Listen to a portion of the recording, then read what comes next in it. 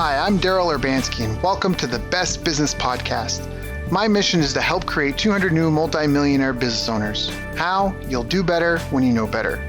In my interviews, you'll hear from self-made millionaires, seven-figure business owners, authors, and world-class experts sharing how they did it so you can too, without experiencing the same obstacles they did. When your life and your business grow as a result of what you're about to discover, please call me and tell me about it. The number to leave a voicemail is 1-888-844-GROW. That's 1-888-844-4769. Long distance charges may apply. Dial now to call me, connect, share your personal story of how my interviews have helped, or share your current challenges and frustrations so I can connect you with an appropriate course, coach, or help you if you connect. Now, if you like this interview, please share it with a friend you think will benefit. They'll appreciate it, and I will as well.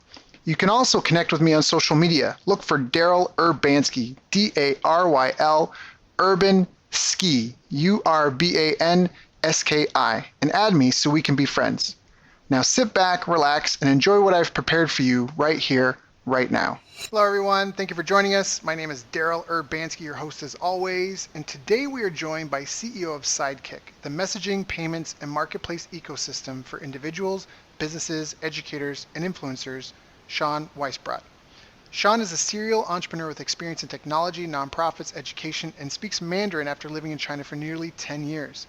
He has extensive experience with cryptocurrencies, blockchain, and Sidekick is one of the first meaningful platforms to create a marketplace for both crypto users and real-world businesses.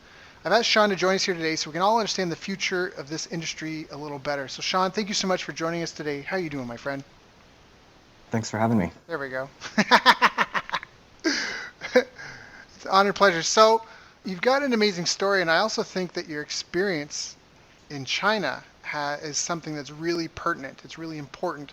Like a lot of people, China's just a mystery. They hear so much. I mean, there's a lot of people that are engaged, but there's, I think, just as many that are kind of on the sidelines looking in and wondering what's going to happen and where all this stuff is going.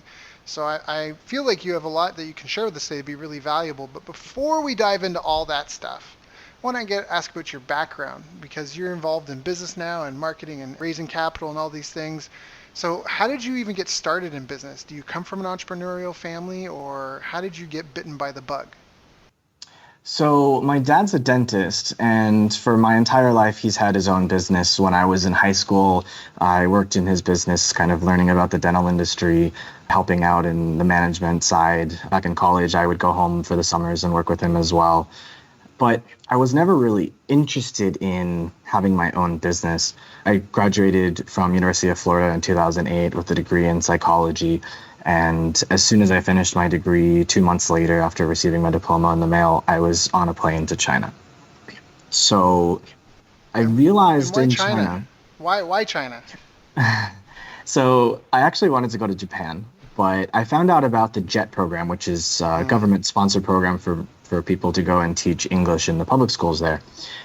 But I found out about the deadline 2 days before it expired. So I called them up on the last day and I was like, hey guys, I just found out about you. I want to join, what's the deal? And they said, well, there's no way you're going to get your application in time. We have thousands of people apply every year. Just wait another year. And in my mind, if I waited another year to leave America after my degree, it would have been too late because, in 2008, the economy started to show signs of cracking. And it wasn't worth me staying. I was going to get stuck and I just wanted to leave. So I chose China because it was next to Japan, and not knowing the world terribly well, I thought it would be similar because they have a shared history. And well, I realized that I was very wrong, but that we can talk about a little bit later. Got it. Okay. So you go to China. And then, did you start a business in China, or what were some of the challenges that you faced and had to overcome? Well, so like I said, I wasn't interested in business. I went to China with this mindset of, I don't really know anybody in the West that understands China, but it's obvious that China and America need each other, but there's a huge gap in the middle between the knowledge of Americans of China and Chinese of America. So using my knowledge of psychology, if there's a way that I can understand their culture and learn their language, maybe I can make something out of it.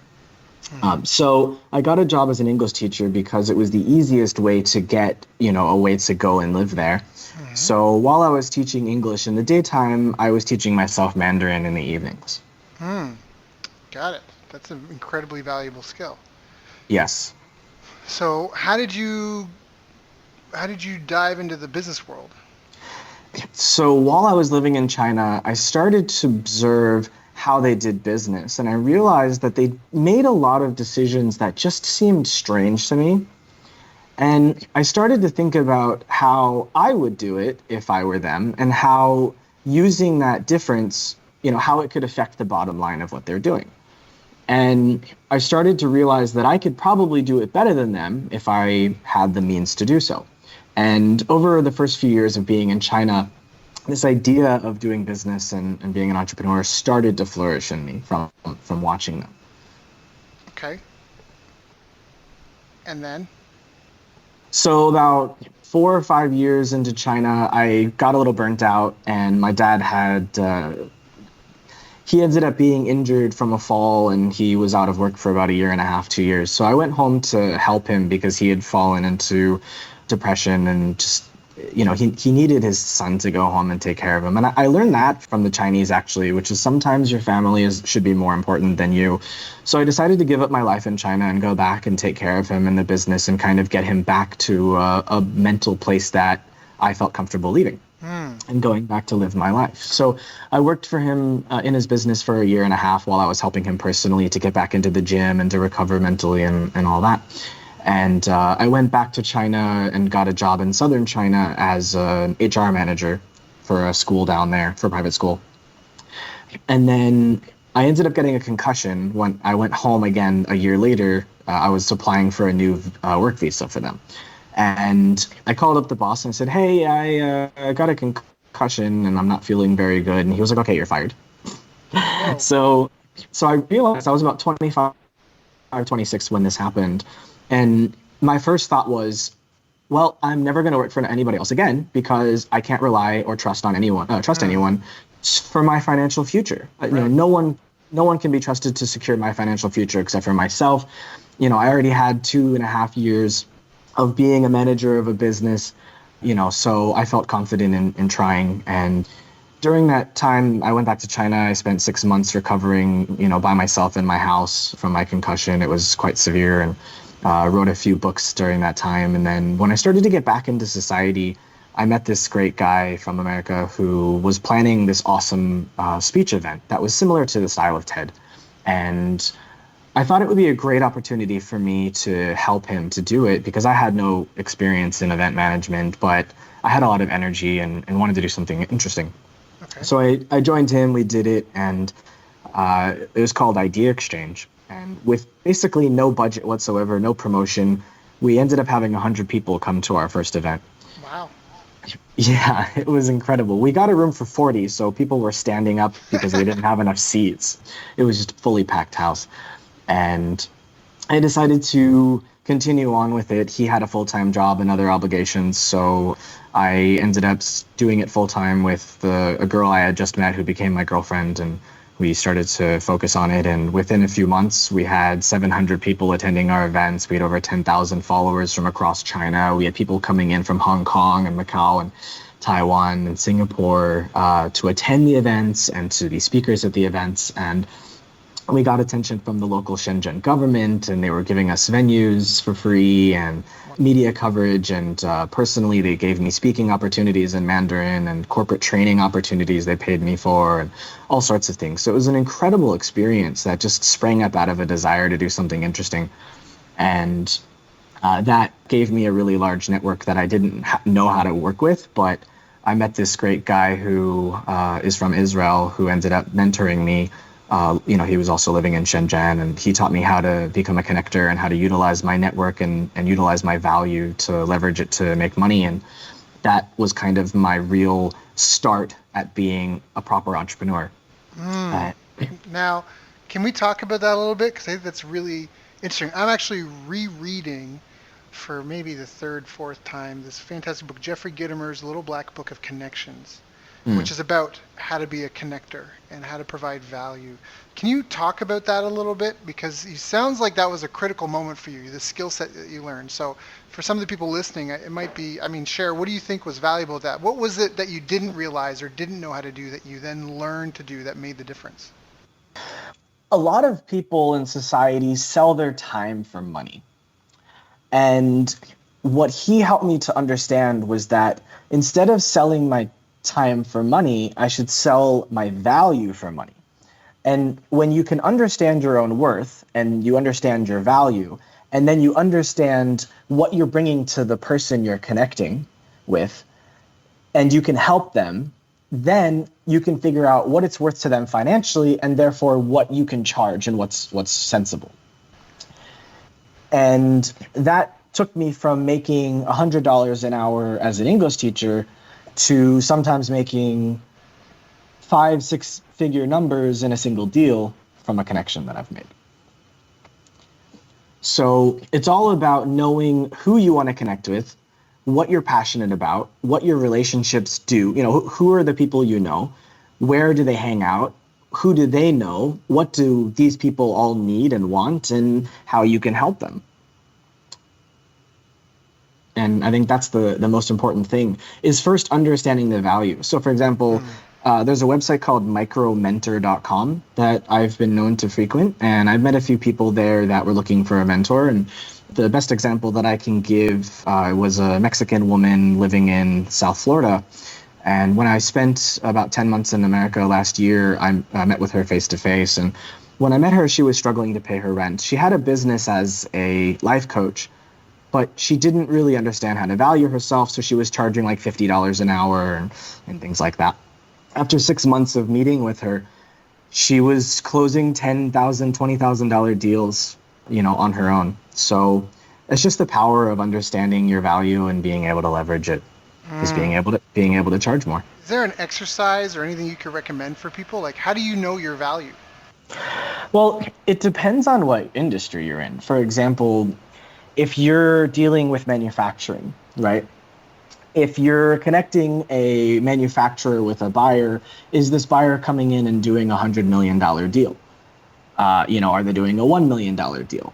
Do you ask the person who's buying, or do you ask the manufacturer? So it's all about understanding where you add the value and then who should be providing you with the payment. And some example like that, I would say, go to the manufacturer, say, I'm going to introduce, a buyer to you, what do you normally offer commissions? And, they'll say, maybe 1% of the sale or 2% of the sale. And it's easier to find the buyer and then find the way for them to buy than to make the deal with the manufacturer and then look for buyers. Because if you have a factory you're working with, but you don't have any buyers, you have to find the buyers, and that could take forever. But if you have the buyer and you know what the buyer needs, finding the manufacturer is a much easier deal for you to do. So knowing your value is knowing really who your customer is. And once you know who they are, what they want, what they're willing to spend, then you can figure out how to do it. And there's a case, where let's say this buyer wants to buy something and they're willing to spend $1 on it. Let's say the manufacturer only charges 50 cents. Well, maybe you go to the buyer and you say, okay, well, I found it for 80 cents, and you take 30 cents per unit, in the middle. So you give them a better deal than they want, and you still get a nice profit out of it. I love that. I could listen to examples of that all day, because I think that's such a powerful way to talk about people. And it's, you look at some of the most influential people in history, and a lot of them have been deal makers and connectors and people that have created strategic alliances and joint ventures. So I love that concept, and I love that you brought it up. I love it so much. Just before we progress, when you mentor people in this, where do you think is their big sticking point? Like, are there common mistakes that they make in going through that process? Yeah, the biggest problem I find is mindset. A lot of them are stuck on this idea that they're worth more than X amount per hour. I think that is the hardest thing to overcome, is selling your value rather than selling your time. So the biggest obstacle is to them getting away from trading dollars for hours and understanding that you being able to connect them with someone who might do 100,000 or $1 million or $10 million worth of business with them, that you being in that kind of almost toll booth position, right? That has intrinsic value, and to find a way to make it a win-win-win for everyone. So, and try to how do you keep control of the deal that way? Why don't they just cut you out? Because you're providing value, and you can find a way. So let me think about this.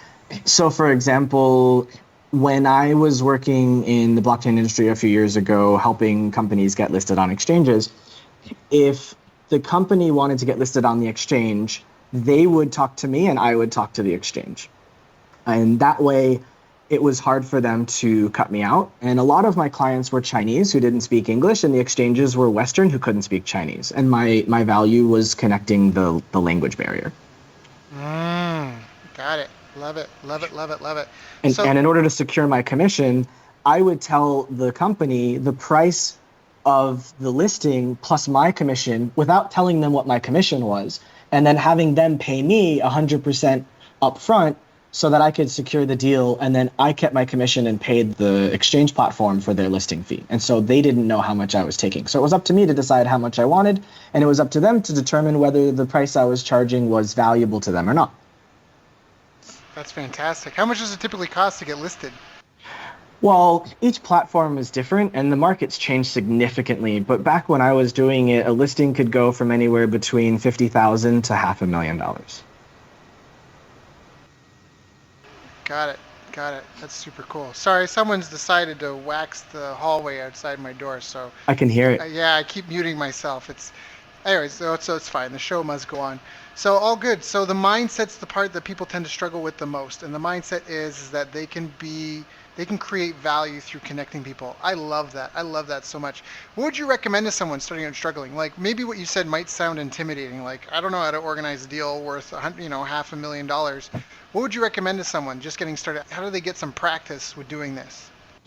Well, what I tell everyone is there's multiple steps to go through. The first step is, figure out what your monthly expenses are, figure out what you need or don't need, cut out what you don't need. For example, alcohol and cigarettes are useless. Don't buy them. I know people like them. They feel good. Fine, whatever. Get over it. You're wasting probably $10,000 a year just on alcohol and cigarette. So once you figure out what your costs are, save 1 year worth of your expenses, right? So that's what we call an emergency fund or a rainy day fund. So if you have a full-time job and you want to get started, the only way that you're going to succeed is by being able to build a network. And the only way you can build a network is if you are in control of your time. And the only way to be in control of your time is if you're not worried about paying your bills. So if you save a year's worth of your salary, a year's worth of your expenses, then you have a year to figure out how to make enough money to keep going without getting a job again. So once you do that, you have the freedom to organize your time, and you should spend hours a day learning about multiple different topics. So for me, understanding the global, what's going on around what's going on around the world is really important because, for example, if you're interested in doing business in Malaysia and the price of oil tanks, and you don't know that oil is heavily, relied upon in the Malaysian economy, then you're not aware that, your investment may get crushed when the price of the ringgit, falls by 30% because the price of a barrel of oil falls by, $50. So it's really important to be connected to the world. So I spend time every day I have done this for the last 6-7 years, reading about global business, global finance, global economics, global politics, global history, current technology, mergers and acquisitions and startups and, fundraising and, what they're raising, who they're raising from, these kinds of things. Okay. So once you have an idea of what's going on in the world and you have a little bit of money, you can travel, you can, build your network. So when I was still living in China, I started traveling to different countries where when I was younger, I used to travel just to sightsee and get away from, the city and kind of enjoy the nature and all that. But now when I travel, I go to one place, I spend a month in this, usually the capital city, and I try to build a network there. I try to find investors and startup founders and people who are influencers, and I try to befriend them. And the best way to get someone to notice you is to be able to communicate at a global level. Because if you understand, let's say you meet a German guy in Kuala Lumpur and you don't know anything about German culture and you don't know anything about Malaysia, well, you're probably going to be a boring person for them. But if you've spent time learning about the world and you can talk about different topics, you're going to be interesting. They're going to want to talk to you, and they'll be more likely to introduce you to their network. And the more you know and the more people you get to meet, the more you're able to understand their needs and what they want. And therefore, when you approach them, you can immediately figure out how you can add value to them. And when you can add value to somebody else is when they're willing to help you, and it's easier for you to ask them for help. I love that. You can connect with incredibly powerful people doing exactly what you described, even without having to try, like even within your own community. Anyone listening to this, anywhere you are in the world, can go and network with people and learn about them, learn how to be interesting. I always use the FORM, FORM as an acronym. So if you never run out of things to talk about, family and friends, occupation, recreation, money.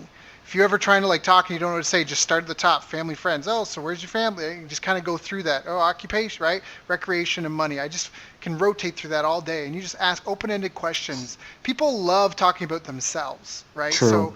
So it's just great. Meet some people, talk, and then like I just love what you said. Find out what they need. Find a way to be of value to them, because now you separate yourself from the moochers and the moochers and leeches to a valuable person to them. You are invested in their goals, in the direction of their life. You have something to contribute that's meaningful.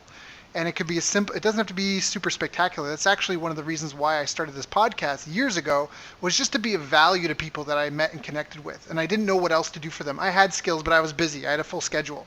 So what was something easy I could do? Well, I could interview them and just share it with all my friends and let them share it with their friends. Because a lot of these people probably would have a ton of people listen to it if they just recorded an hour of them talking, like you now. Like clearly you've got some value to share.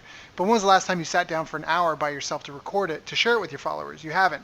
So that was a way. I just love that. But be of value first. I think this is fantastic. And anyway, sorry, keep going. So cover your monthly expenses, save a year of expenses, travel the world and find out who, like build your network, not just where you are, but in other cities, investors, startup founders, influencers. I actually have a friend, he swears by him, he calls them mastermind dinners. So anytime he travels somewhere, he always tries to organize a dinner with people, exactly like you said, investors, startup founders, influencers. He always tries to organize a dinner of interesting people, and he invites them all there. And the other thing he does is he gets a bio from everyone, or he does the research himself, and then at the dinner he introduces everyone to establish their credibility and prestige. So they're not just another person at the table, but he's introduced them, and by his authority, because everybody that's there kind of like looks up to him. He ran a company that did 40 million a year for like 40 years. So now, him and like the nice things he says gives him credibility, gives him recognition, gives him respect. Everyone's elevated. Everyone wants to contribute now.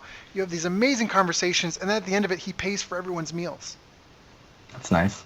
And then he goes on, and he just swears by this kind of format, like by exactly like you said, like anytime he goes somewhere, he doesn't just go have lunch. He makes it meaningful. And I think that's like, you've inspired me. I want to start doing these now. Again, like this is, all right. So for anyone listening to this, I think this is fantastic. It doesn't even matter. You can apply this to any industry. You can apply this to the industry you're in and just contact industry peers. But let's keep going. So figure out your monthly expenses, save your expenses, become knowledgeable on the world, become cultured, have a breadth of topics that you can talk and speak about, be well versed in things of the world, and then go and meet people, seek out the influencers, the investors and startup founders, and build this network. Now what do you do? Well, it depends on the industry. So for me, I'm building a company in the blockchain space. So what I'm working on right now is identifying people that are also in my industry who can help me to spread the word about what I'm doing, and in turn, introducing them to each other so that they can help each other add value. So for example, earlier today, I was on the phone with a guy who's based in Bali, and he has an online magazine about blockchain and cryptocurrencies that has 120,000 followers. And of course, I want them to promote my company, but by asking him what he's doing and what he's working on and their roadmap and their timeline and how they're monetizing themselves, I'm learning from them how I can help them. And when it came time for me to kind of share, then I was able to say, hey, I noticed that you're putting together a list of all the podcast founders so that you can get them to, upload their podcasts onto your platform so you can help them to get followers from your community. Let me see your list of founders, and I'll tell you if I have anyone that you don't know. Well, it turned out that I have 60 founders and he only has 6. So I shared my entire list with him.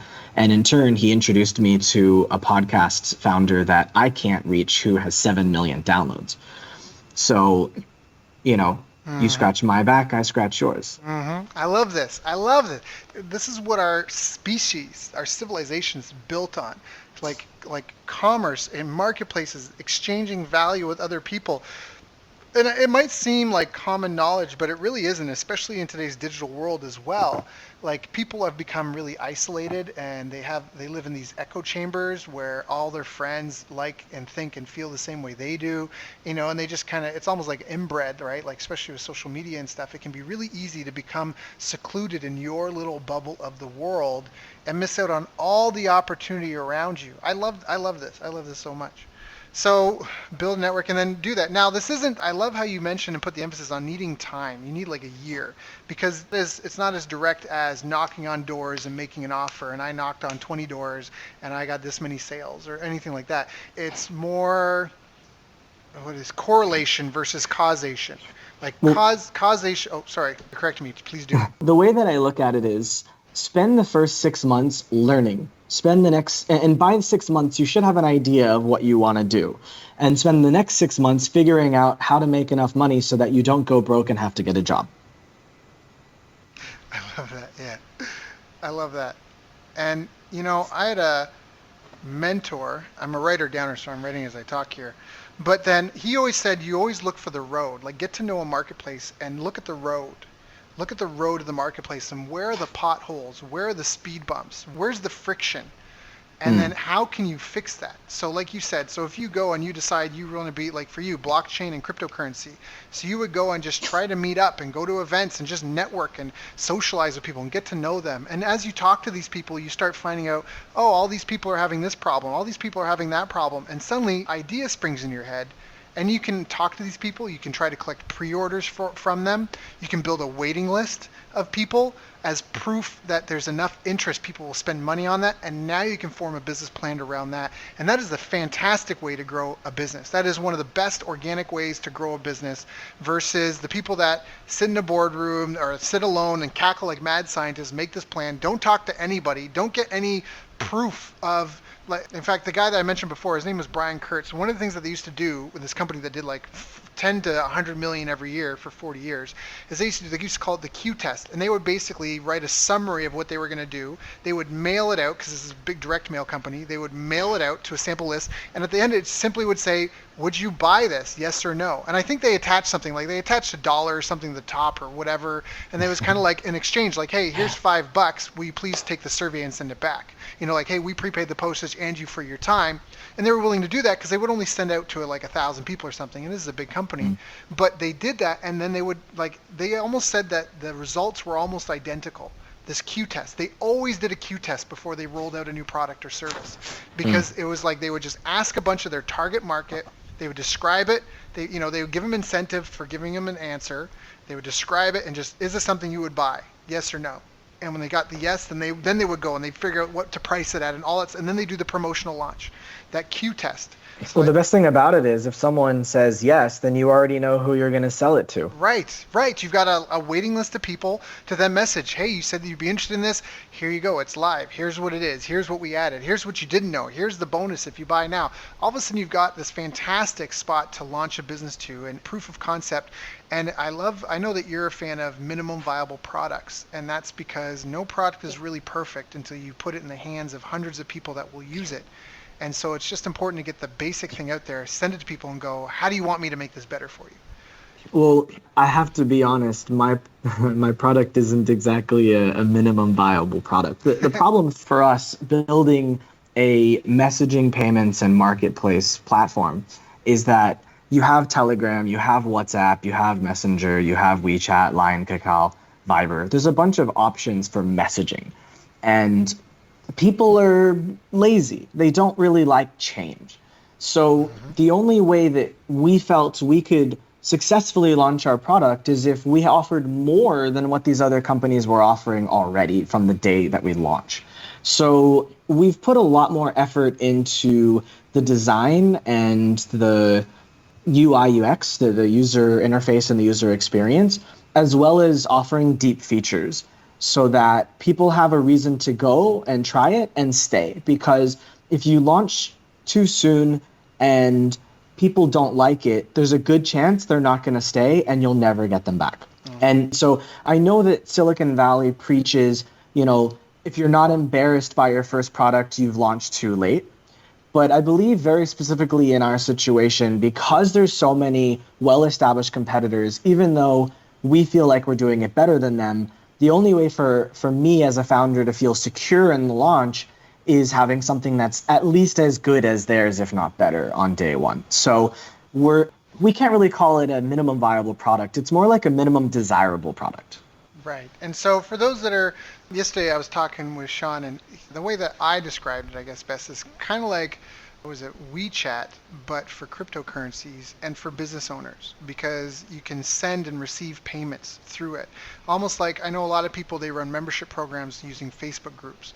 But the problem is that, like you articulated, is that if you have a Facebook group of people and it's a paid membership program, that one, it's how do you get people to find your group and sign up for it using Facebook's platform? That can be kind of hairy. You can run ads in that, but it's not really streamlined. But on top of that, you have to keep a separate spreadsheet of who's in the group and who's paid and who's not paid. And if they haven't paid, how long do you wait until you restrict their access? And then you restrict all this sort of stuff. And Sidekick kind of automates all that stuff, right? That's the fundamental part of it, is it's to be a community and a payment system all in one. So people don't have to enter credit card details. They're not mailing you a check. They're just clicking like a button or two and saying, yes, I want to subscribe. And now you can transact with people in your network. Exactly. It's one of the aspects of what we're doing. Yes. So let's talk a little bit more. How did you get into this? How did you even come up with the idea to do this software, this tool? So, as I said before, I've lived in China for about 10 years, and I got to see WeChat grow up from basically being a very small, unused product to being basically the world, or the dominator of all of China. And simultaneously, I saw that the West kind of focuses on one product for one company, and China and Korea and Japan and Vietnam have their own separate platforms that are all kind of super apps where the people of that country can do almost anything that they want. So the value in Sidekick is taking this model from Asia of being as many things as possible to as many people and globalizing it through the use of cryptocurrency and understanding how to localize to different cultures. Because in Japan and in China and in these four countries, they're basically stuck inside of their own market because they've been using digital fiat. So if you're in China, you're using a digital version of RMB. If you're in Japan, you're using a digital version of yen. And so the people get stuck inside of their own market. So by using cryptocurrencies, it immediately becomes global. And so what are some of the biggest pain points? Why can't people just use cryptocurrencies as is right now? Well, people can use cryptocurrencies. This isn't the problem. The problem is that most of these cryptocurrencies have no use cases. So what we're doing is making it possible for people to spend the cryptocurrencies that they have, one, inside of the system by building their communities and selling their services and products to the people in their community, through our marketplace and through the group memberships and through tipping for content and these sorts of things. And then we're looking at how we can get people to be able to spend their crypto in stores around the world through a third-party partnership that converts it to dollars or to euros or to yen or whatever in the background. So, a lot of people are learning about crypto, but they don't know how to get it and they don't know how to spend it. And so we're hoping that we can help to solve that problem. Yeah, because I've heard about crypto. I have friends that invest in it. I know you've invested in it. But exactly that. They don't know how to get it. I don't know how to get it and how to spend it. And it just seems kind of convoluted. And it's not really friendly. Like actually, somewhere I can go to buy flights with cryptocurrency, but I don't know where that is. And so the purpose of Sidekick, I guess, is to make that easy, that I can spend in dollars and make it, globally, because it'll be converted into crypto and then get transferred over to them and their currency, everything being balanced out by exchange rates at the time. Well, there's actually multiple forms of payment that are possible. One is where you spend dollars and the merchant receives dollars. There's one, most likely it's a credit card kind of form of payment. And then one where, you spend Bitcoin and the merchant receives Bitcoin, others where maybe you spend Bitcoin and they receive dollars. So there's multiple ways of processing payments. And for us to really succeed, I think that we need to embrace all of those forms of payment. And they're not easy. Some aspects are easy, some aspects are hard. And it's just a matter of finding the right partners that have the right licenses to be able to manage those processes. So where do you see the future of this industry, like 5-10 years out from now, compared to now? What will be different? I think there's two ways that it could go. One is it dies, and the other is it's embraced. My assumption is it's going to be embraced. My fear is that government regulation will cause a lot of issues for the industry. We've kind of seen that in different forms across the world. And we see governments working on possibly making their own digital fiat versions using blockchain. So for example, China's working on one. It's not actually a cryptocurrency. It's a more deeply controlled version of a digital fiat like they're already using. The problem, the fear that I have is that right now we have access to cash. But once you completely remove cash from your society and go to a government-created blockchain-based currency, that they will have strict and complete control over who has how much, who can send to who, and all of these. I imagine that the controls that we see now are nothing compared to how dystopian they could be in the future if governments are allowed to control, the evolution of currency from cash to digital in this way. I love it, yeah. So we have two versions, really. We have a utopian and a dystopian future. The utopian future is where, people are free to use coins like Bitcoin and Litecoin and Ethereum. And then you have dystopian where governments kind of create their own. And it's possible that we'll see both of them coexist. But I think the people who get stuck in the government-backed currencies are going to have a hard time seeing the opportunity to become wealthy and have mobility. Right. Yeah, I think in a lot of ways, going to fiat money has been a recipe for disaster because it just allows inflation and the printing of money to spin out of control. And it's basically passing debt on to our children, It's taking we're way beyond that. We're beyond that. We're already at a point where there's no return. I mean, there was supposed to be a crash 2 years ago in the American markets, and it's unsustainably being controlled. And the longer that they prolong the next crash, the harder the crash is going to be. The 2008 crash was probably close to the Great Depression in the late 20s. I imagine this next one could be far worse than that. And when you couple that with the rise of artificial intelligence and automation, I think the crash that happens after this crash, probably the end of 2020, 2029, 2030, around there, I think will be catastrophic for all of human society. And it's really scary to see what's going on. I try to be positive about it. And that's another reason why Sidekick exists, is because the future of work is remote and possibly gig, based on doing gigs. And so I think that a lot of people are going to seek freedom and location independence and the ability to make money based on their knowledge and the value they provide. And Sidekick's trying to help them to build their communities and build their influence so that they can monetize and build their future. I love that. So what are some of the habits and routines that people need to establish today in order to prepare for that future? Well, I think getting a general understanding of what AI is right now and what it's capable of and what it will be capable of will help people to understand what industries are going to be destroyed and what industries are going to be enhanced by AI. I think what we'll see over the next 5 to 10 years is an increase in the number of jobs that are enhanced by AI. So what you'll see is right now someone can do a job very easily without the help of AI, but in 5 to 10 years that job will require knowledge of how to interact with AI in order to do the job. And people who don't learn how to interact with AI in a positive way will end up being replaced by younger people who are willing to work with the AI.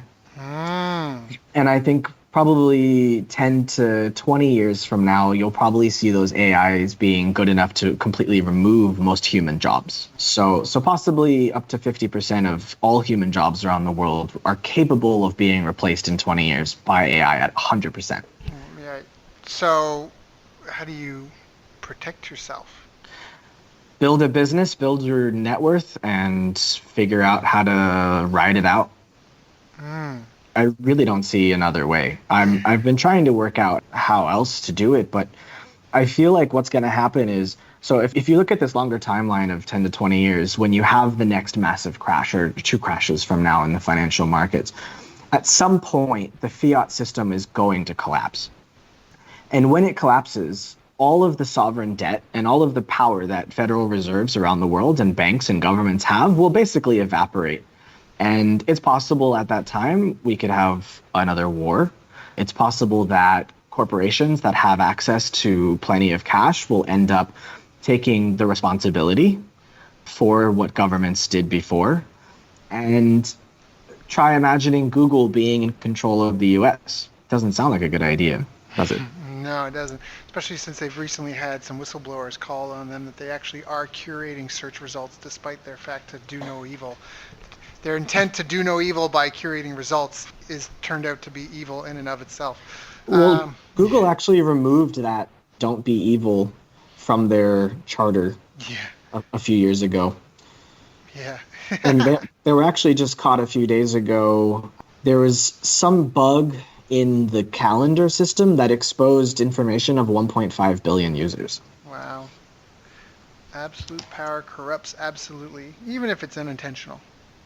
Yeah. So, the future can be scary. It can be very positive. It depends on who's talking about it and what they're doing about it. But the best advice I can give to anyone listening to this podcast is the faster you become location and financially independent, the better off you're going to be. I love that. And, that's actually part of why I'm in Vietnam. We're both in the same city. Sean and I are both in Saigon, even though we're doing this over Skype right now. But we're both in Vietnam, and that's partially why I'm here, because I was thinking about all the Syrian refugees. This is a couple of years ago now, and maybe 5 years ago now. But I was thinking about all these refugees in the world. Again, I told you, Sean, I worked with UNHCR when I was in Japan and did this refugee film festival, and I even dated a woman who'd come to Canada with her mother as a refugee when she was a child, and realizing that, anytime you've got a group of 1 million refugees, and there are many millions of refugees in the world right now, that there is a demographic represented that are well educated, very articulate, and probably well financed, right? That are somehow in that refugee camp now. Yeah. Right? As a result of not having a plan B in place. Thinking that they would move before, of course, I'd go somewhere before it got too bad. And then suddenly being caught up in the giant wave. So part of what got me to come to Asia was trying to think of what is the exact opposite that I could go to from Canada and America.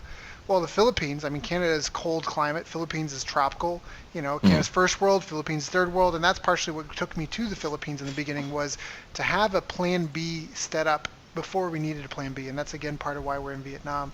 I think that's a great advice that everyone listening to this call needs to think about how they can be more financially independent and more location independent, and maybe even work on some survival skills, not to be like a doomsday extremist, but knowing how to generate or clean water is a fundamental skill that you're going to, you could be dead in 5 days from now if you don't know that. If a war broke out and the grocery store suddenly didn't have food, that's something that happens to you that you can't really see coming because there are forces greater than you at play, but suddenly you might not have access to clean water.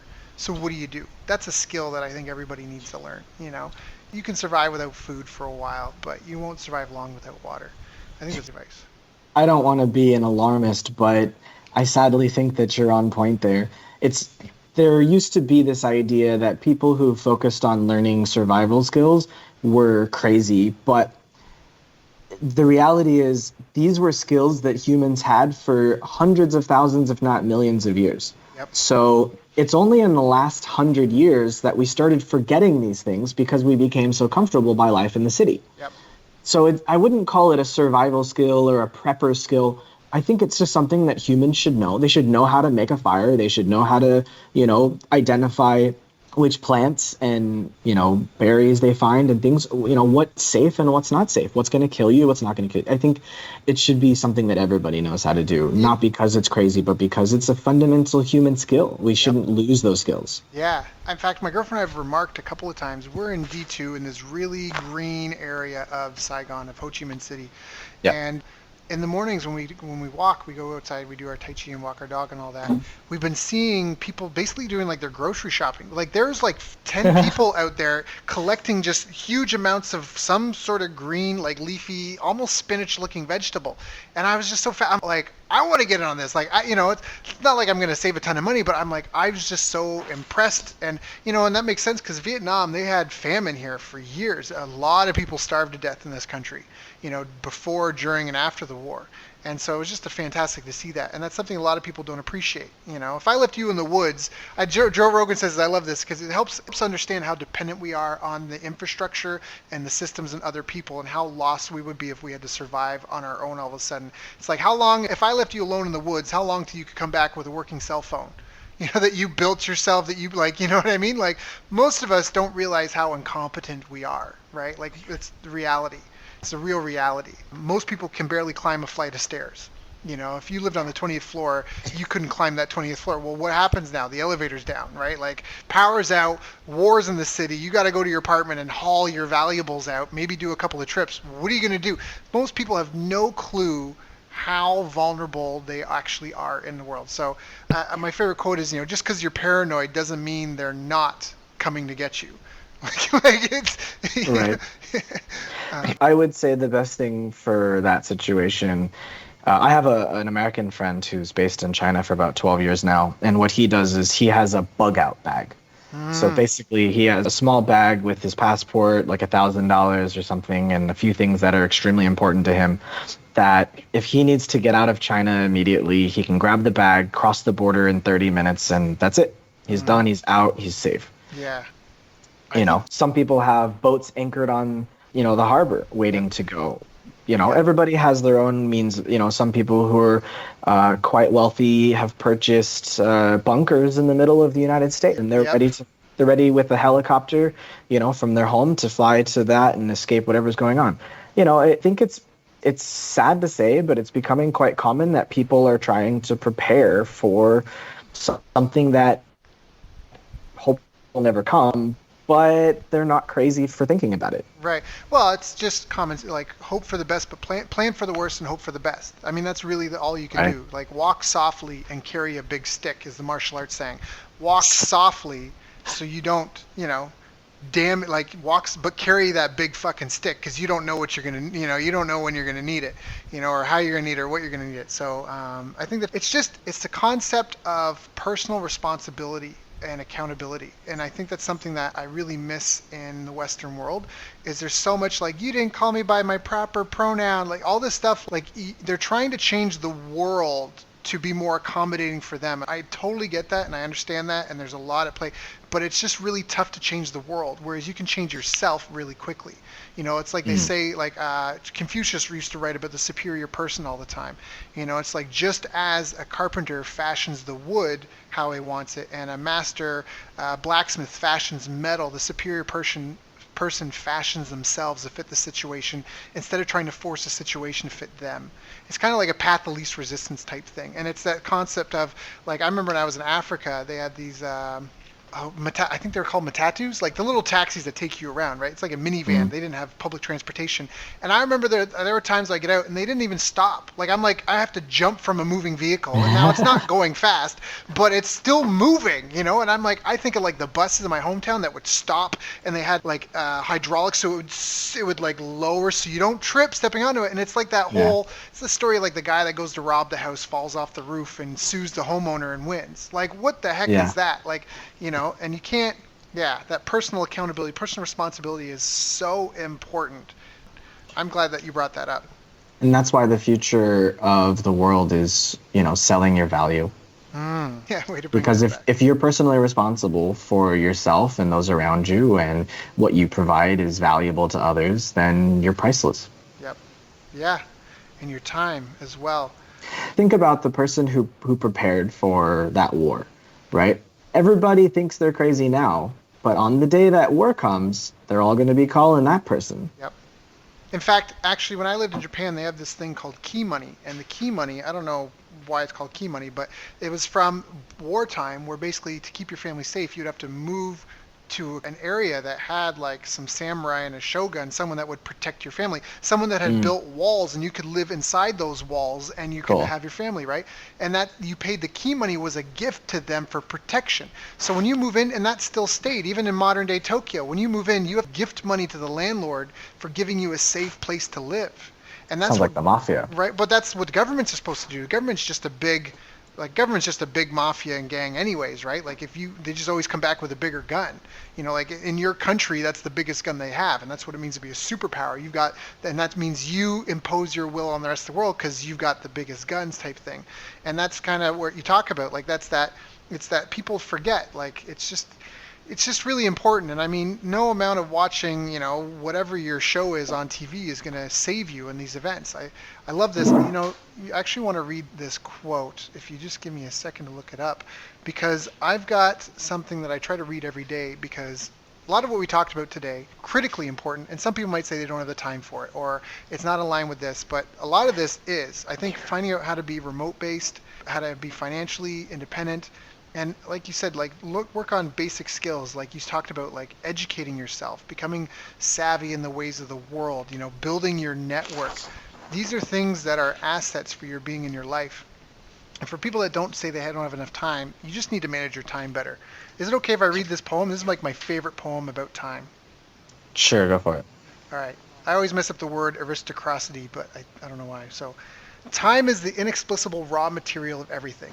With it, all is possible. Without it, nothing. The supply of time is truly a daily miracle, an affair genuinely astonishing when one examines it. You wake up in the morning and lo, your purse is magically filled with 24 hours of the unmanufactured tissue of the universe of your life. It is yours. It is the most precious of possessions. No one can take it from you. It is unstealable, and no one receives either more or less than you receive. In the realm of time, there is no aristocracy of wealth. There is no aristocracy of intellect. Genius is never rewarded by even an extra hour a day. And there is no punishment. Waste your infinitely precious commodity as much as you will, and the supply will never be withheld from you. Moreover, you cannot draw on the future. Impossible to get into debt. You can only waste the passing moment. You cannot waste tomorrow. It is kept for you. You cannot waste the next hour. It is kept for you. I have said the affair was a miracle, is it not? You have to live on this 24 hours of daily time. Out of it, you have to spend health, pleasure, money, content, respect, and the evolution of your immortal soul. Its right use, its most effective use, is a matter of the highest urgency and of the most thrilling actuality. All depends on that. Your happiness, the elusive prize you are all clutching for, my friends, depends on that. If one cannot arrange that an income of 24 hours a day shall exactly cover all proper items of expenditure, one does muddle one's whole life indefinitely. We shall never have any more time. We have, and we have always had, all the time there is. That's by Arnold Bennett on How to Live on 24 Hours a Day. I read that almost every day just as a reminder when I plan my day of how do I want to use my time. And the things that we talked about in this call may be something people want to listen to more than once, because not only did you give fantastic insight on how to increase your earning potential, how to get out of trading dollars for hours, you also gave a blueprint for how to increase your network and increase your net worth, as well as some guidelines for like your tool Sidekick that they can use to help them on this path to avoiding a potentially disastrous future. Hope for the best, plan for the worst, and prepare yourself to just make the most of everything you've got. And Sean, is there anything that I didn't ask you that I should have asked you? Not that I can think of, but there is something I would like to say. Yeah, please go ahead. It's possible that some people could think that I sound very alarmist. And, the opinions that I shared are based on my view of the world, having traveled to dozens of countries and spending time in those countries and learning about the world. And the media does a really good job of being alarmist and sensational. So there is a difference between what you see in the media and what you see in the real world. And so it's really important to take what you see on TV and in the newspaper with a grain of salt, and instead go and travel the world and see it for yourself. Because when you have the knowledge, the real knowledge, not the fake knowledge, then you will be more powerful. And when you have that power, you can use it for good. And if enough of us pay attention and get off of social media, then maybe we can prevent these bad things from happening. And I can attest to that. When I lived in Tokyo for 3 years, I used to love going to the station little convenience store in Shinjuku, and I would pick up a copy of the New York Times, of Al Jazeera, the Toronto Star, and I would just read these three newspapers, and I would be shocked at the difference in opinion from these, because in Canada, you think you're getting an unbiased, different news source, but they were all saying the same thing. I remember once I was reading Al Jazeera before it was bought by, now Al Jazeera is owned by an ex-U.S. Navy SEAL, I think. But before it was bought, by someone with U.S. military connections, I remember it was about Iran, and like something was escalating, and the American paper was talking about how they're trying to develop nuclear weapons, and we got to stop them, and it basically like doom, doom, doom, and all this. And the other one was just about like, hey, we're just trying to build a nuclear power plant. Why do you get 24 hours a day of electricity? Why do you get nuclear power plants so you can have homes that have electricity powered all day and night? Like, we just want the same quality of living as what you have. And it was like, one was, I think, Bush Jr., and the other one was whatever the president of Iran was at the time. And it was just really interesting. I'm not making any judgments on it, but it was just that kind of contrast all the time, and you never get that contrast. Like, I never ever read that kind of contrast in the news when I was in Canada or in the States. Never ever. You never get anybody that had such polar opposite opinions of it, and it's sure, you do. It's called CNN or Fox. Yeah. Wow. You either get the people on the right are crazy or the people on the left are crazy. Well, here's my problem with only two options, though. Sorry for interrupting, but I had a client once who had a moving company, and they felt that they had complete market saturation, and they'd expanded the market as best as they could. So the solution we came up with was they became their own competitor. They were the high-end solution and the low-end solution. So if you wanted Frank the Mover, you could pay high prices and have them the white glove service, and they would show up with a truck that said Frank the Mover on it and all that stuff, and they would take care of stuff. But if you wanted Move for Less, which was the low-end version, they would show up with white shirts with a blank truck, no logo on it, same forms, same everything, same receptionist, two different landlines, two different phones. And so when they only have two options, I always wonder, right? Like, because that's like the whole yes or yes thing. So yeah, again, you mentioned it, like when you get outside, when you're in China and Vietnam and other countries and you travel, you really get a good feel for the world and how it works and how people are influencing others, and it's just so valuable. So Sean, if people want to get involved with Sidekick, if they're interested in making their business able to work better on a global perspective and have freedom of currency, so to speak, in a user-friendly way, should they just go to sidekickapp.io, or where else should they reach out to you, or where can they find you? Well, yeah, I mean, we have a Telegram channel that we use to tell people about what's going on, but the website's a great way. In case anyone's looking for a job, I don't think anyone here is looking for a job, but in case you're looking for a job, we have a careers page. If you're interested in investing, we're happy to talk to you as well. We have a form on the website you can fill out. If you want to sign up for our waiting list to try out our beta, you can do that there as well. There's more information on the website. So really the website's the best place to go. Awesome. And so the URL is sidekickapp.io, sidekickapp.io. Sean, thank you again so much for coming and sharing with us. I feel like this was a great call. Like I said, there's definitely plenty of value. People may want to listen to this more than once, especially if they didn't take notes. Even if you never read them again, just the act of writing it down helps you retain more information. Thank you so much. It's been an honor, pleasure. I look forward to sitting down with you for a cup of coffee at some point in time in the near future, and having you back on the show perhaps in a few months for a follow-up. Yeah, sounds good. You can see where I live from your apartment, so it's not that far away. You've reached the end of our interview. Now, first, let me thank you for listening. I appreciate and respect you more than you'll ever know. And now I'd like to ask you a couple of questions. First, what 3 lessons did you just learn? What 3 aha moments just jumped out at you? Second, what can you implement for yourself and your business in the next 24 hours?